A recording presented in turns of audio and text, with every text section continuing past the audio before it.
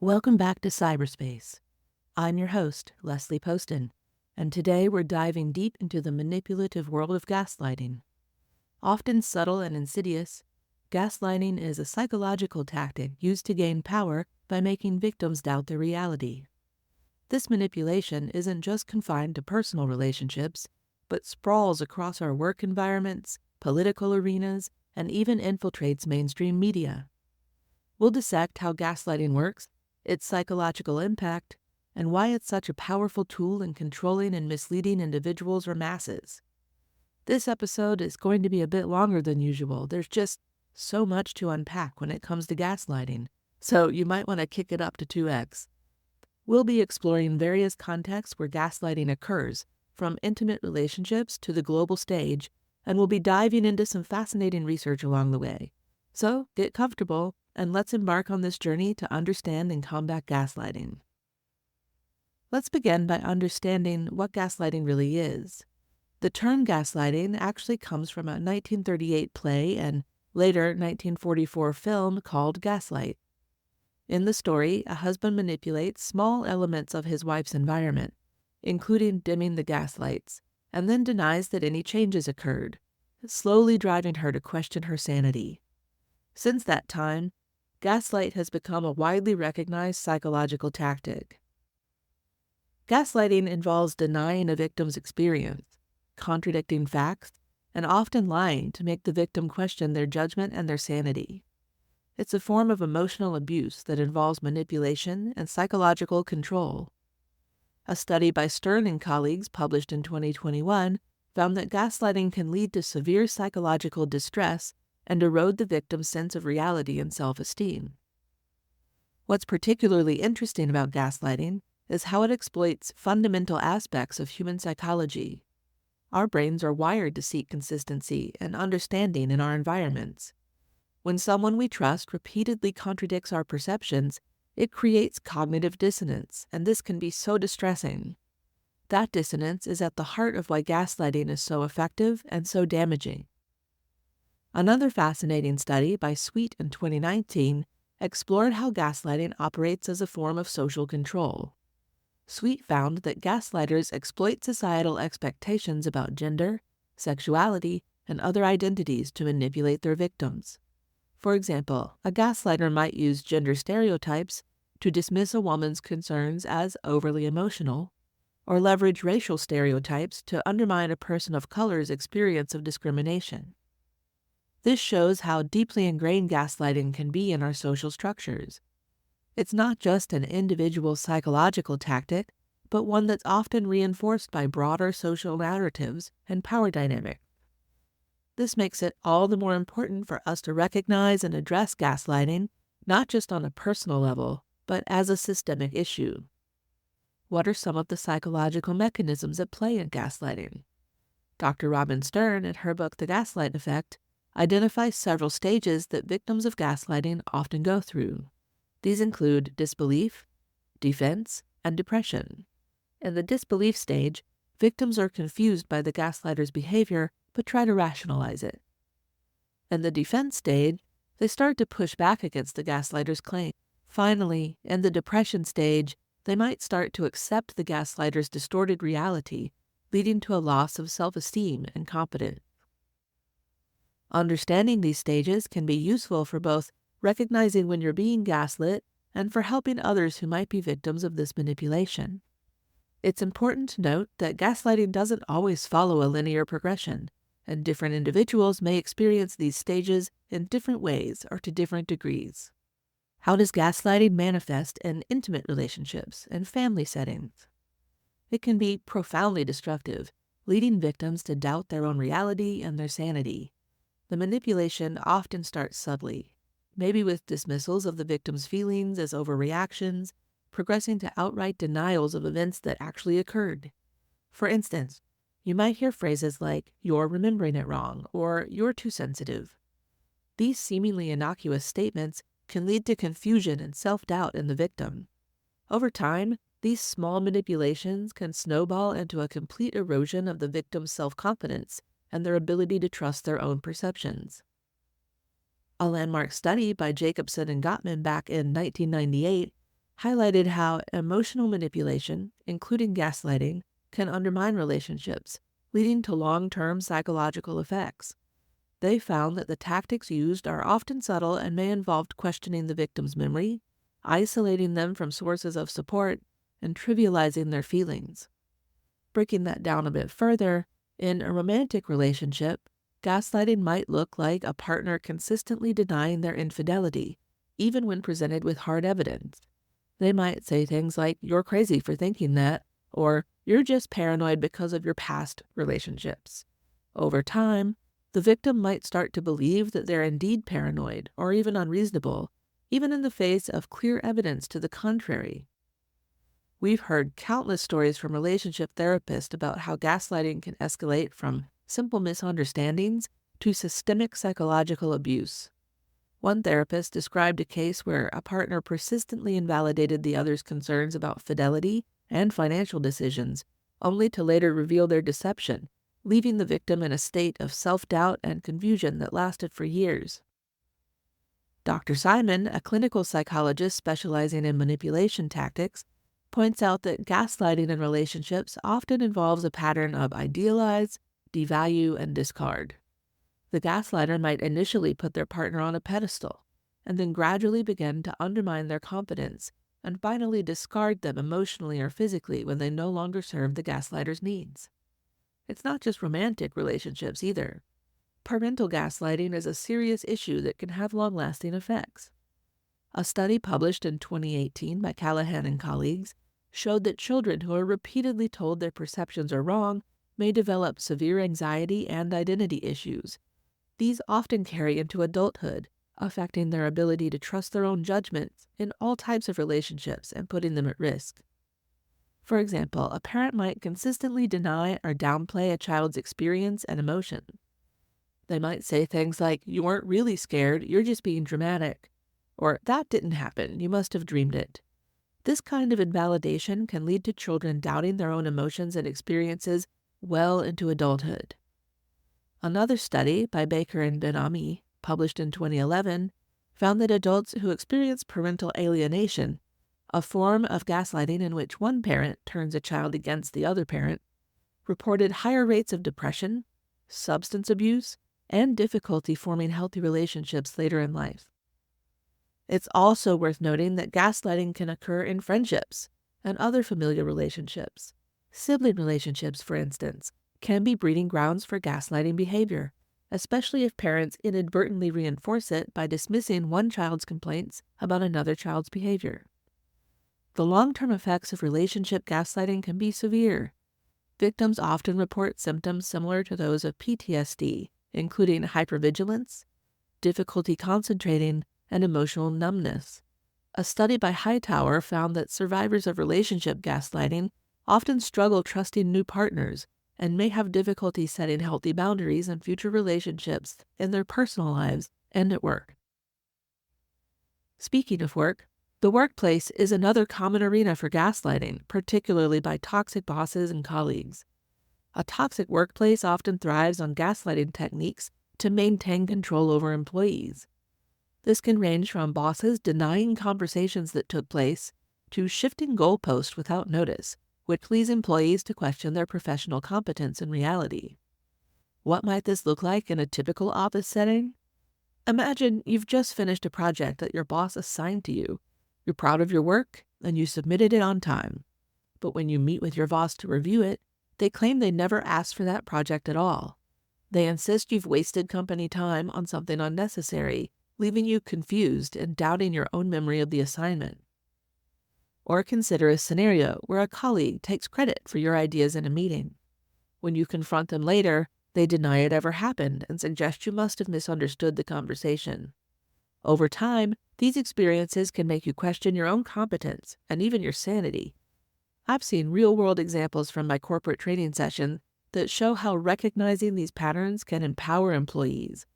By seeking clarity and maintaining records, employees can mitigate some of the gaslighter's power. For instance, following up on your verbal conversations with email summaries can create a paper trail that makes it harder for gaslighters to deny or distort past interactions. There's some fascinating academic research on this topic.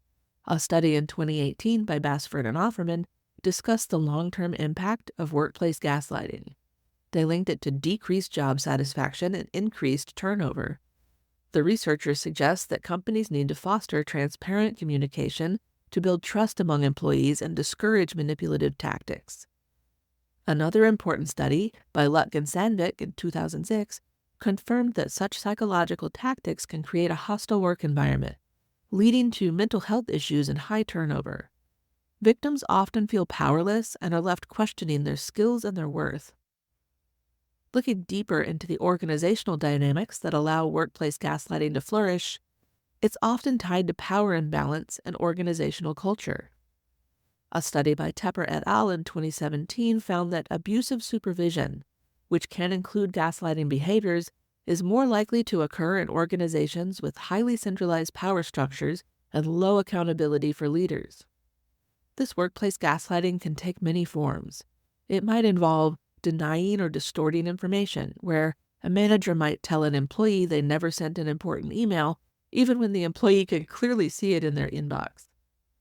Dribbling emotions or concerns, when an employee raises a legitimate concern about workload or deadlines, and they're told they're just not handling stress well, or that they're too sensitive. There's also blame shifting. A gaslighting colleague might consistently blame others for their mistakes, making their victims doubt their own competence. There's also withholding information. By deliberately keeping employees in the dark about important information, gaslighters can maintain control and make their victims feel incompetent. Using organizational policies as weapons. These gaslighters might manipulate company policies to their advantage and then deny any wrongdoing when confronted. The effects of this workplace gaslighting can be devastating. A study by Sakas and Laksham in 2017 found that employees who experienced gaslighting at work reported higher levels of anxiety, depression, and physical health problems compared to those who didn't. Additionally, workplace gaslighting doesn't just impact individuals. It can poison entire organizational structures and cultures. When gaslighting becomes normalized, it can lead to a culture of fear, of distrust, and overall reduced productivity, harming the company.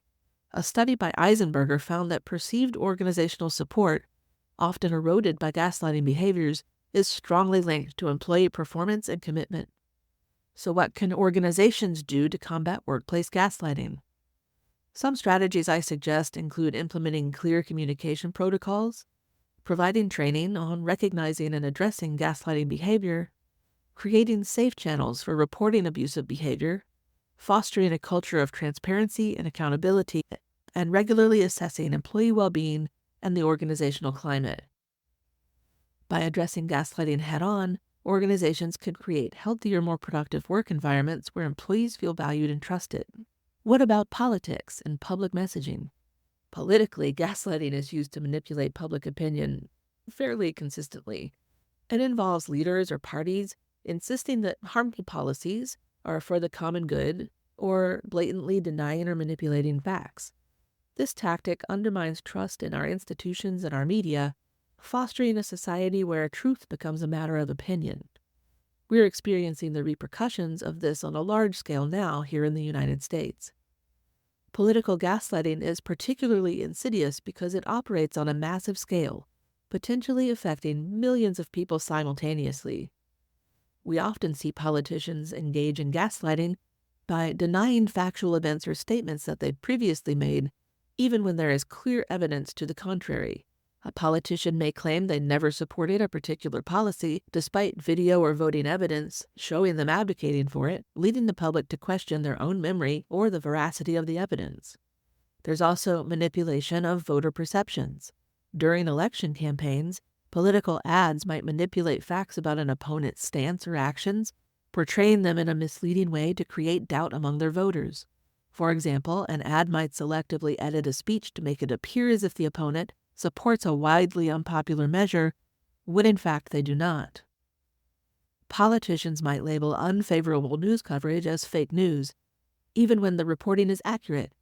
This tactic aims to discredit legitimate journalism and make people doubt reputable sources of information.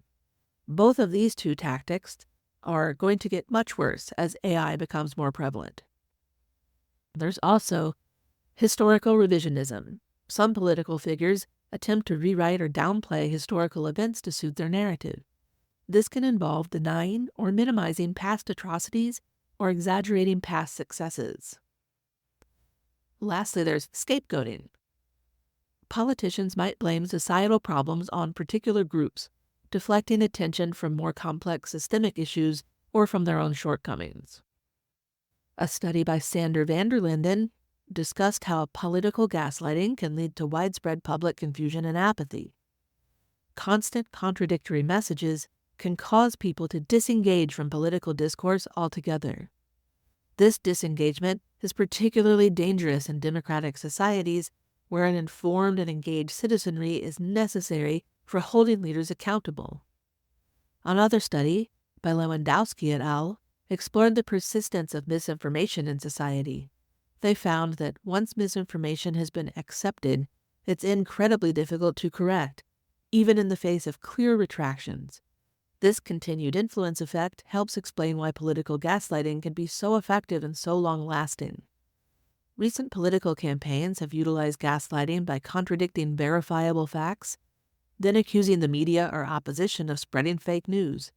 This tactic is analyzed in political psychology journals, which illustrate how these methods undermine democratic processes by eroding trust in our institutions and media. But political gaslighting isn't just about elections. It's also used in ongoing governance.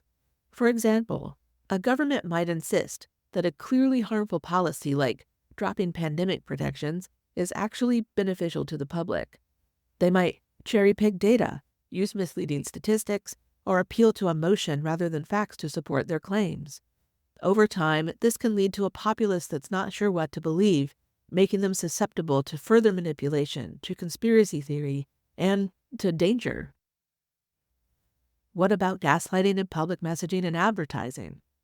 This is a place where things get really interesting because it's not just politicians who engage in these tactics. Corporations and interest groups also use similar strategies to shape public opinion and behavior. For example, many corporations engage in greenwashing tactics. They heavily advertise and promote their small recycling initiatives or an eco-friendly product while simultaneously engaging in practices that have significant environmental impact. This can mislead consumers into thinking that their individual actions, like recycling a single plastic bottle, are enough to offset the broader environmental damage caused by these corporations. A study by Freitas Neto et al. Analyzed 500 green claims made by companies in various sectors.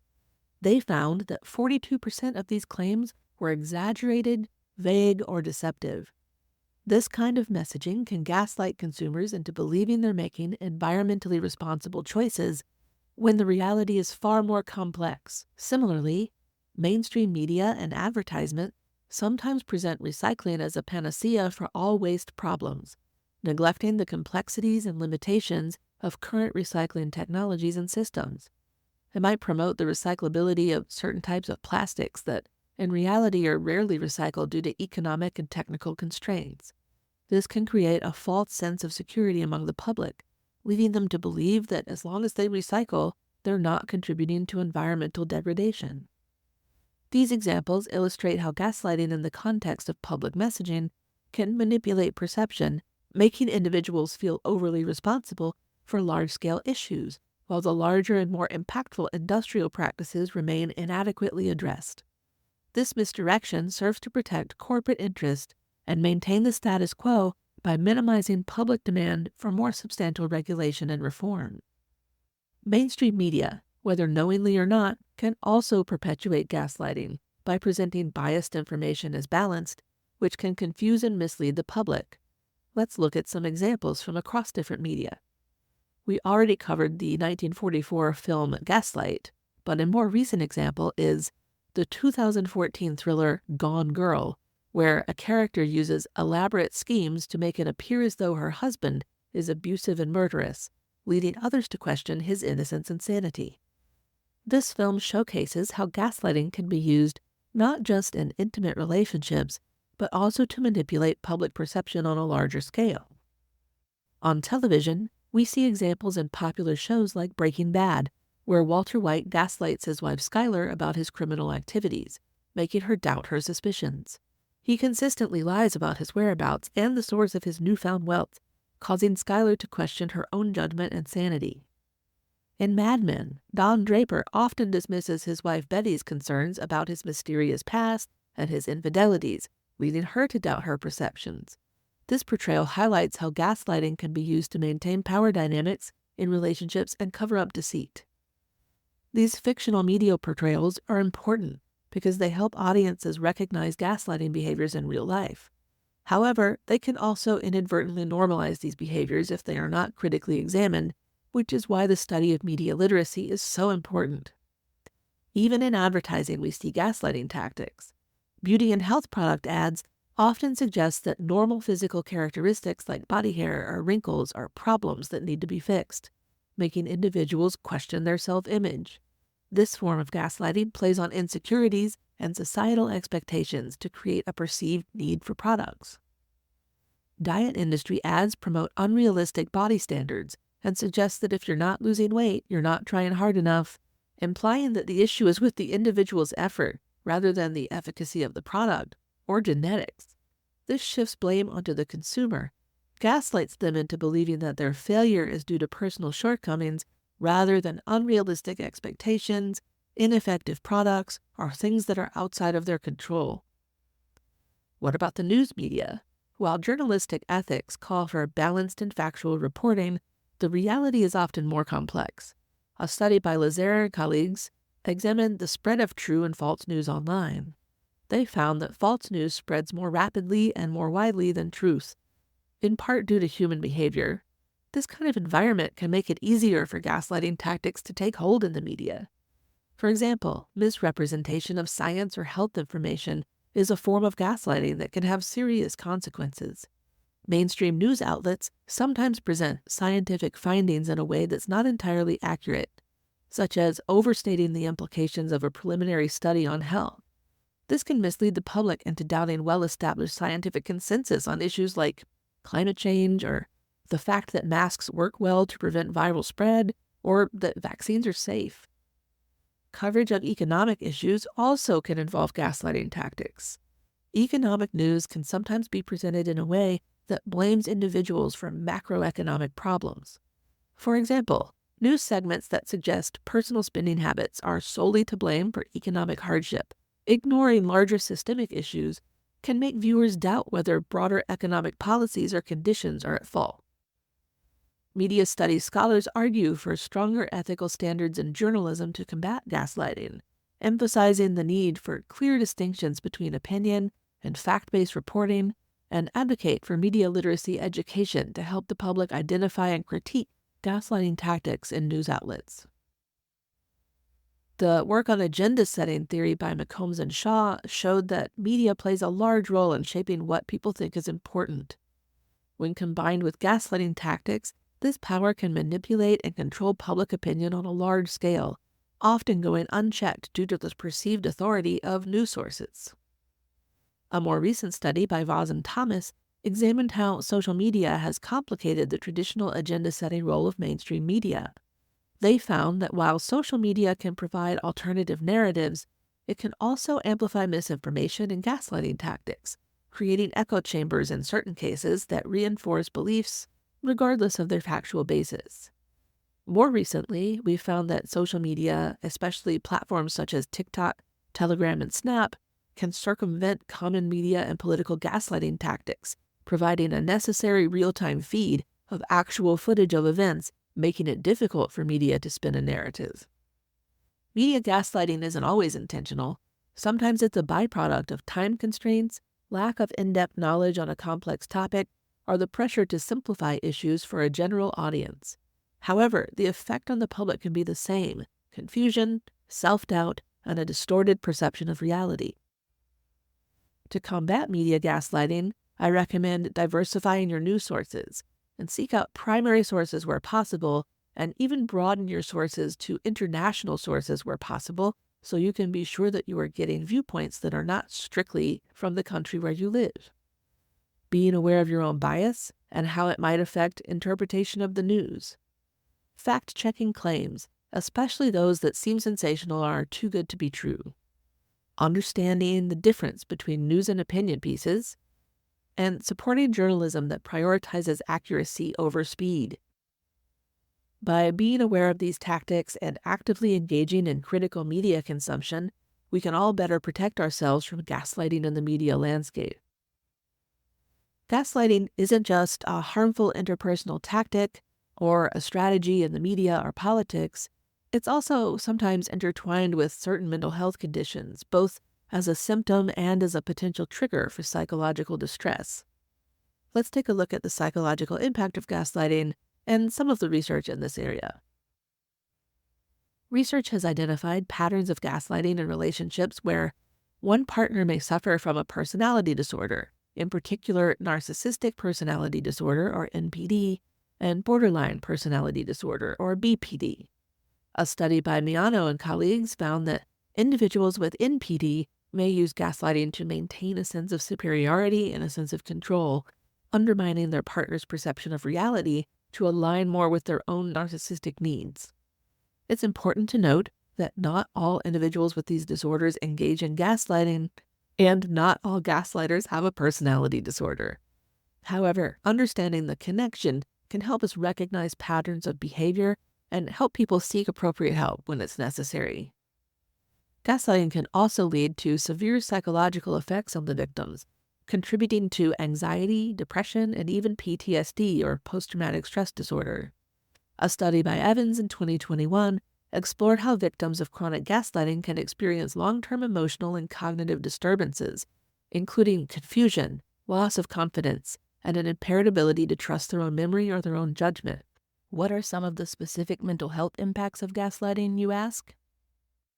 Victims of gaslighting often experience heightened anxiety.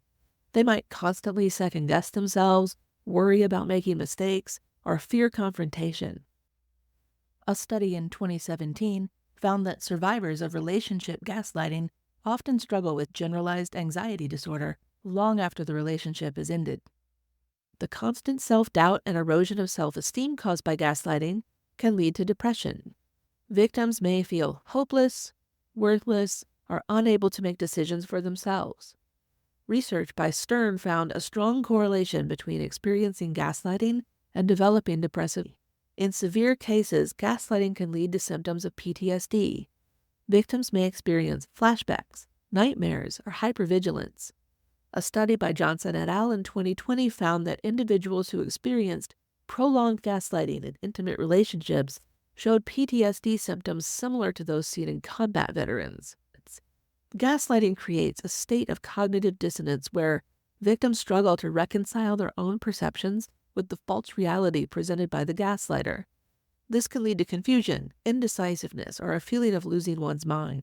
Over time, victims of gaslighting may develop learned helplessness, a psychological condition where a person believes they have no control over their situation and stops trying to change it, even when opportunities for change become available. Another important study by Stark and Hester in 2019 highlighted how gaslighting can be a form of coercive control in abusive relationships, leading to severe psychological harm and isolation of the victim. They found that gaslighting often co-occurs with other forms of abuse, compounding its harmful effects. The effects of gaslighting can persist long after the abusive relationship or situation has ended. A longitudinal study by Thompson and Kaplan found that individuals who experienced gaslighting showed impaired decision-making abilities and difficulty in forming trusting relationships years after the gaslighting had stopped. However, it's not all doom and gloom. Recovery from gaslighting is possible with the right support and interventions. Cognitive behavioral therapy, or CBT, has been shown in some cases to be effective in helping victims of gaslighting rebuild their sense of reality and self-worth. A study by Chen et al. Found that CBT combined with mindfulness techniques significantly reduced symptoms of anxiety and depression in survivors of psychological abuse, including gaslighting. One caveat: CBT can be detrimental to autistics and other groups, so if you are autistic, you might want to try other forms of therapy to get over being gaslit. Support groups can also play a vital role in recovery. Sharing experiences with others who have gone through similar situations can help validate one's experiences and break the isolation that gaslighting often creates.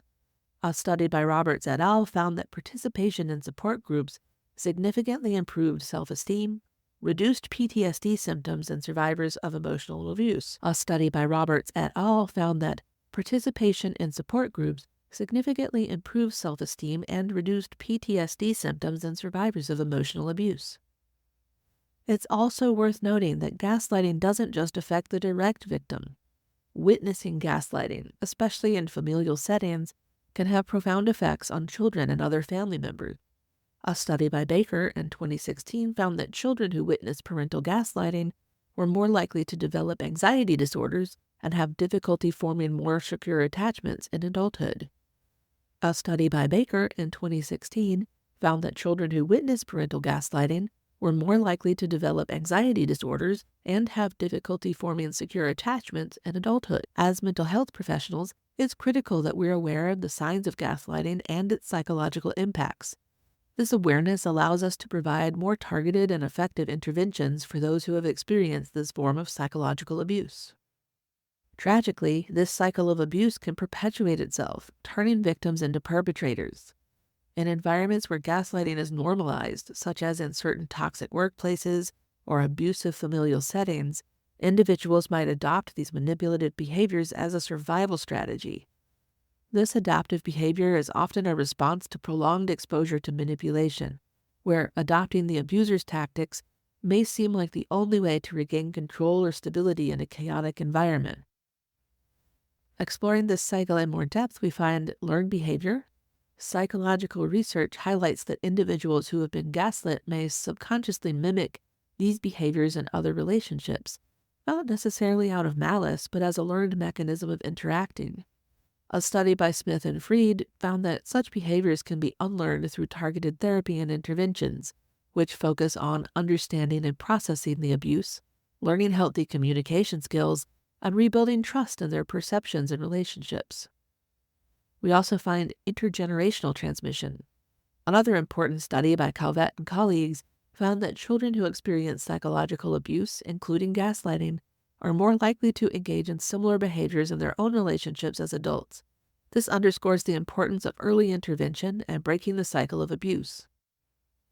There's also workplace dynamics.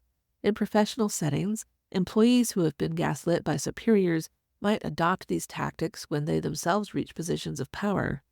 A study by Tepper et al. Found that individuals who experienced abusive supervision were more likely to engage in similar behaviors when they became supervisors, perpetuating toxic work culture. There's also coping mechanisms. For some individuals, engaging in gaslighting behaviors becomes a defense, a defensive mechanism. Having experienced the powerlessness of being gaslit, they may resort to these tactics to avoid feeling vulnerable again. A study by Becker, Blees, and Freed explored how trauma survivors sometimes adopt manipulative behaviors as a way to regain a sense of control over their environment. And also, normalization of abuse. In some cases, victims may come to see gaslighting as a normal part of relationships. A study by Stark found that individuals who grew up in households where gaslighting was common were more likely to both tolerate and perpetrate these behaviors in their adult relationships. It's important to know that these cycles are not inevitable. With awareness, with support, and with appropriate interventions, the cycle can be broken. Here are some strategies that we've shown to be effective in breaking the cycle. Again, there's therapy. Cognitive behavioral therapy and trauma-focused therapies have been shown to be effective in helping individuals recognize and change maladaptive behaviors. A study by Johnson et al. Found that CBT significantly reduced the likelihood of abuse survivors perpetrating similar behavior.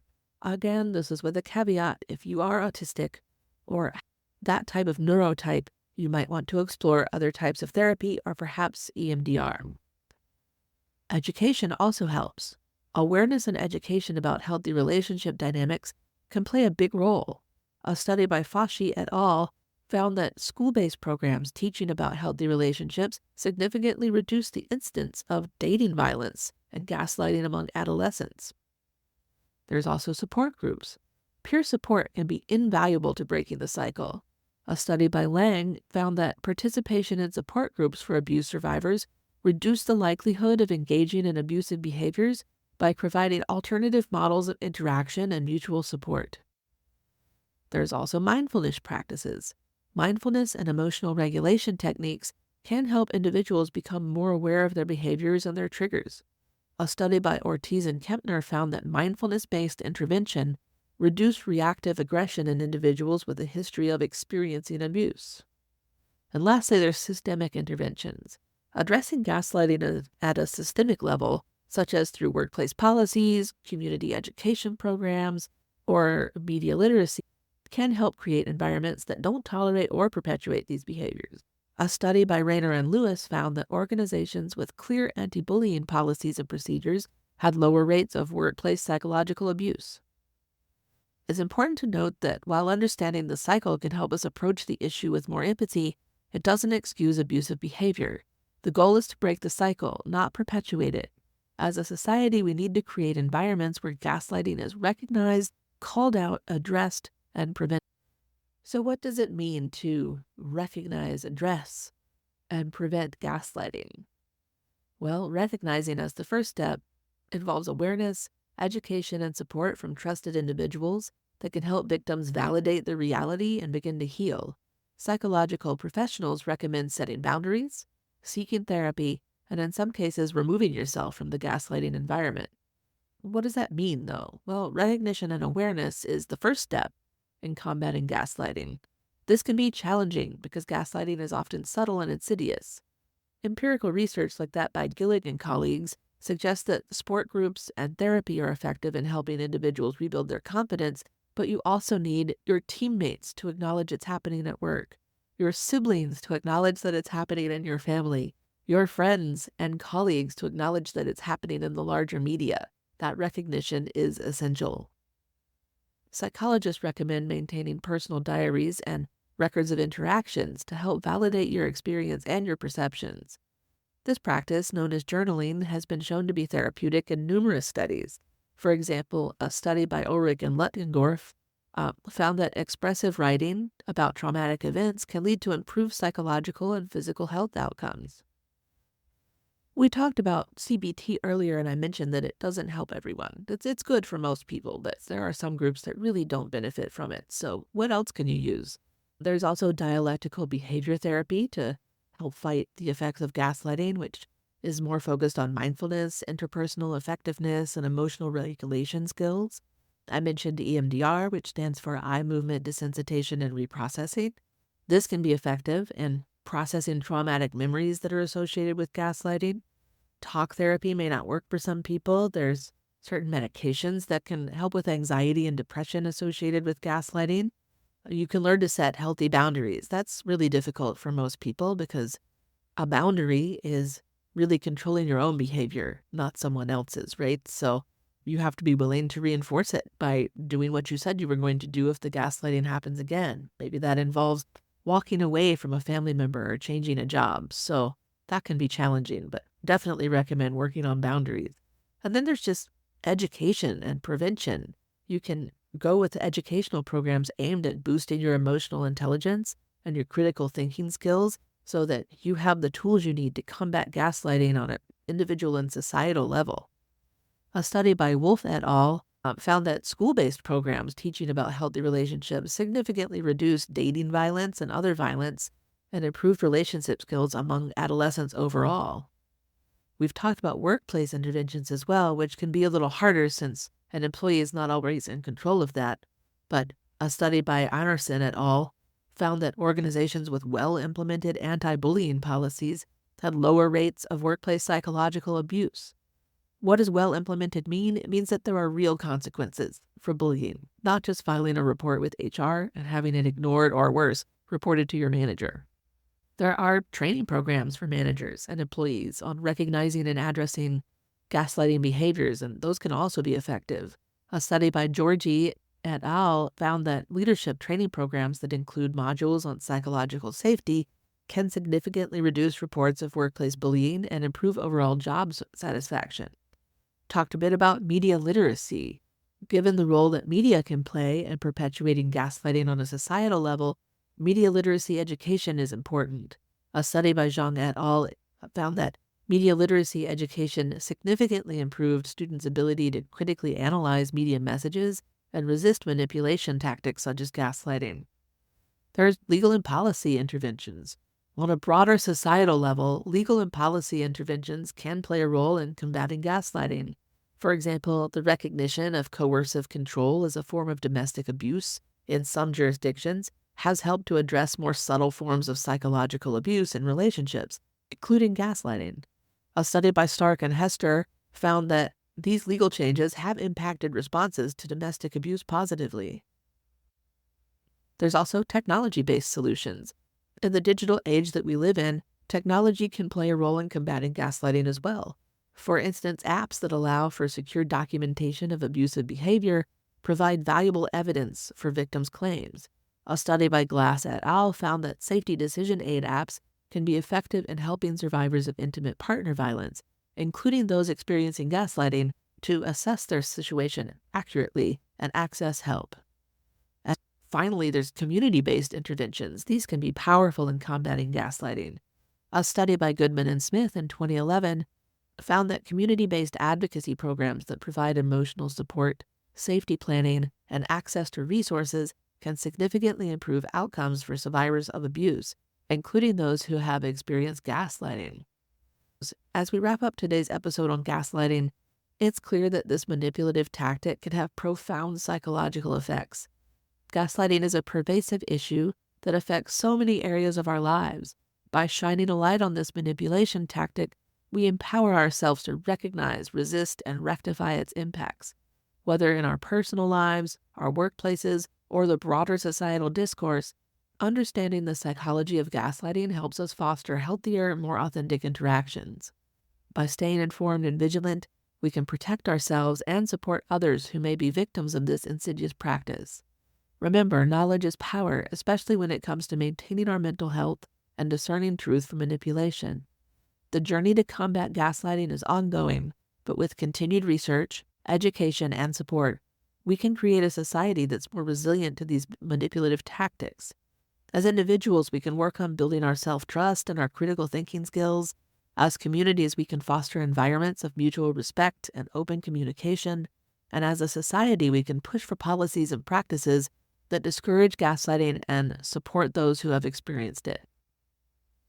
Thank you for joining me on this exploration into gaslighting. I hope that you got valuable insights from this episode. I do have one announcement today, and that is that I am starting a Patreon to make it easier for people to find episodes. I have been uploading the back episodes to it. I've got about half of them uploaded. I will finish the rest this week, but you can find the Patreon at patreon.com/PsyberSpace. There is no monetary paywall to join. This is just a place for me to collect episodes, talk to you a bit more, get your comments and suggestions for topics, and build a community around this podcast. There is a donation box if you want to support the creation of it, but it is absolutely not required to enjoy these episodes. I do this because I am passionate about psychology, media psychology, organizational psychology, and the impact that it has on our world. This has been an episode of PsyberSpace, and I'm your host, Leslie Poston. Until next time, stay curious.